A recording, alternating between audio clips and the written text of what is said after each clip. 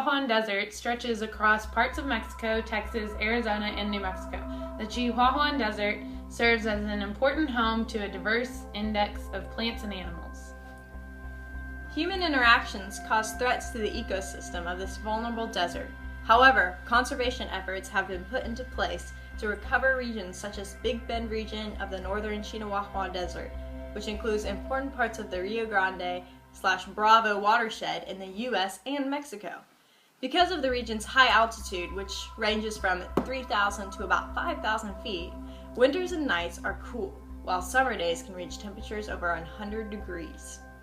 Very little rain falls in the area, but underground springs, small streams, and the Rio Grande River provide precious water. Could you address some of the more specific threats faced by the Chihuahuan Desert? And speaking of threats, are there efforts to prevent them? If so, what role do the intergovernmental and non-governmental organizations play in preserving and restoring ecosystems and biodiversity? What activities are taking place? That's an interesting question, Annie. I'm glad you asked. First, I want to share a piece of information with you. As recent as the late 1800s, the Chihuahuan Desert was a grassland with grasses reaching as high as a horse's belly. As technology increased, however, obtaining water became easier, which led to excessive overgrazing. Similar to the increase in technology, human population increases poses a threat as well. As the human population continues to increase, problems of water misuse and management arise. Moreover, overgrazing by cattle and goats and lack of knowledge regarding the desert's ecological importance lead to destruction of the biotic index of the Chihuahuan Desert. For more than 15 years, WWF and its binational partners have been working in the northern Chihuahuan Desert to protect and bring back freshwater and grassland ecosystems for the benefits of wildlife and people. Hey Annie, are you aware of the factors that may make species more or less prone to extinction? Yes, I am. Well, before a species becomes extinct, it must become rare in some sort of way. There are two types of rarity. There's a natural rarity, where the species is just born to be a rare species, like they're very exotic and there aren't many of them. And there's the endangered rare, the ones that are put in danger, which causes them to be rare, such as they're often used for hunting game, or there are too many predators in their area, so they become rare over time. Another thing that may make a species become extinct is their lack of genetic variety. A species that has more genetic variety is able to adapt easier, so when natural forces that are causing other animals to become extinct start to occur, they may not affect a species with more variety in their genetics, because they're able to adapt to the new changes in their environment. Hey, I just thought of another factor. Population size.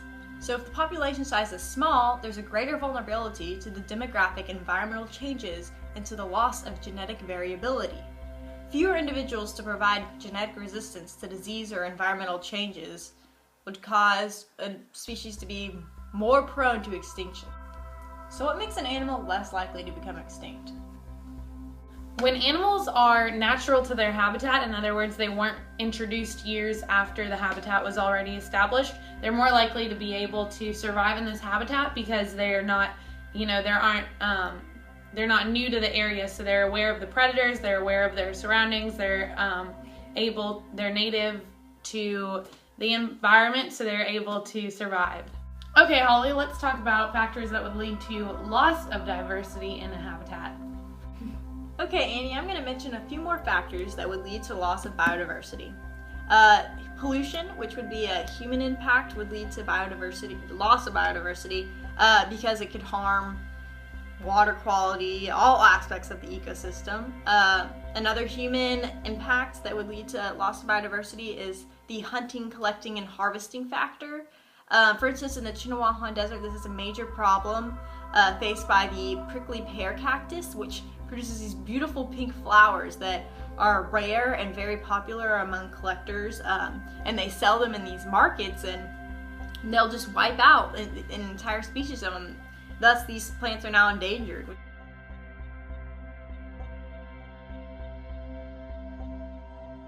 Okay, so another factor that would lead to loss of diversity within an ecosystem is an introduction and or escape of non-native species.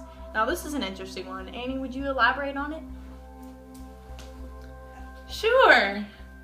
So as you add non-native species into an environment, they throw off the balance, the harmony of the habitat before that specific species was introduced, because they introduce new, possibly diseases, they introduce new competition, for food, for habitats, they introduce new food, they could be poisonous and other species wouldn't know about it because they hadn't been used to that species being there. So introduction of other species can wipe out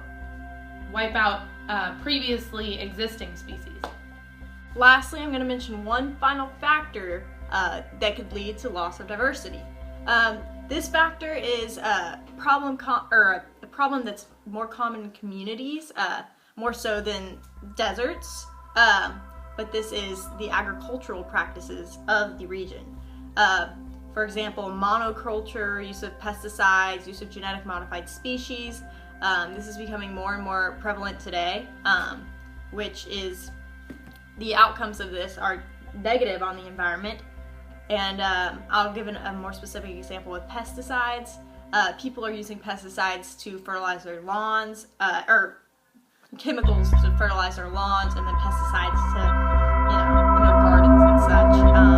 And that's killing, it's having negative effects on the wildlife.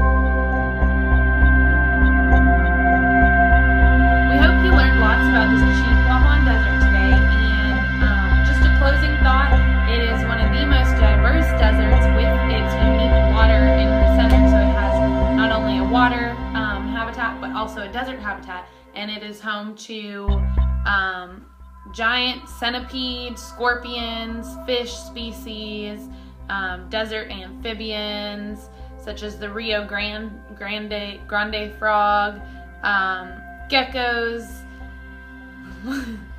snakes, lizards, all kinds of different species live in the Chihuahuan Desert, which is why it's so important to preserve the Chihuahuan Desert, and we hope you learned a lot and will help in the conservation efforts.